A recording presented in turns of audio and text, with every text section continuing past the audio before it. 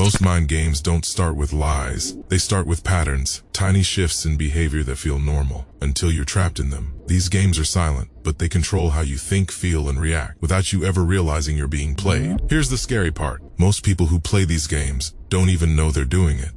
They've just learned, through life, what gets attention, what creates emotional power, and what makes people stay. So today, we're diving into 3 real psychological games people play.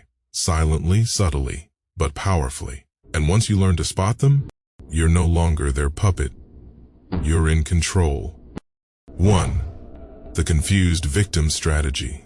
Let's start with a subtle tactic that flies under the radar.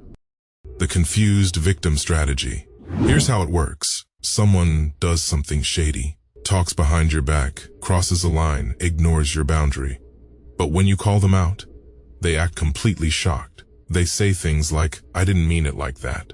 "Wait, what? I thought we were fine." Or even worse, "Why are you being so sensitive? What just happened?" You're now stuck between proving your pain and protecting their feelings. That's the game. They flip the script so fast, you start questioning your own reaction. They don't apologize. They confuse you into silence. And the crazy part? A lot of people who do this genuinely believe they're innocent. They don't take accountability because confusion gets them sympathy. And sympathy helps them avoid responsibility. The fix? Don't explain your pain 3 times just to make someone else comfortable. If someone always didn't mean it, but keeps doing it, they meant it. 2. The flattering trap.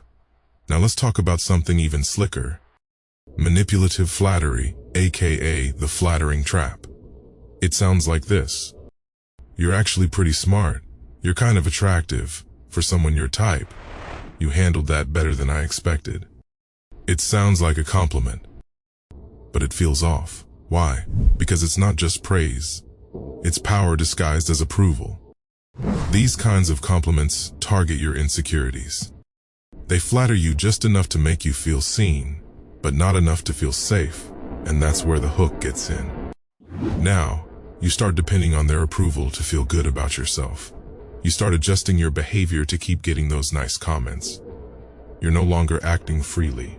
You're performing for validation. And here's the kicker. People who do this aren't always evil. Sometimes they're just used to relationships where approval equal to control. But intentional or not, the effect is the same. They train you to crave praise like a drug. The fix? Check how you feel after a compliment. If you feel smaller instead of stronger, you're being played, not praised. 3. The false mirror game. Now this one hits deep because it's about false connection. I call it the false mirror game. It starts when someone seems incredibly interested in you. They ask deep questions about your childhood, your fears, your regrets. You start thinking, wow, this person really gets me. But then you ask them the same things. And suddenly, it's vague. They laugh it off. They change the subject. They say, it's complicated. This isn't shyness. It's a tactic. And they may not even know they're doing it. By drawing you out while keeping themselves hidden, they create an illusion of intimacy. You feel bonded. You feel understood.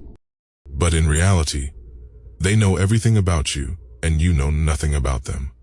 Why do they do this? Because information is power. When someone knows your story, your pain points, your emotional triggers, they gain quiet control, not always to hurt you, but to stay one step ahead. The fix? Match vulnerability with vulnerability. If someone won't open up in return, pull back. Connection requires balance, not exposure. These games are quiet. They don't need lies or manipulation manuals. They just need repetition.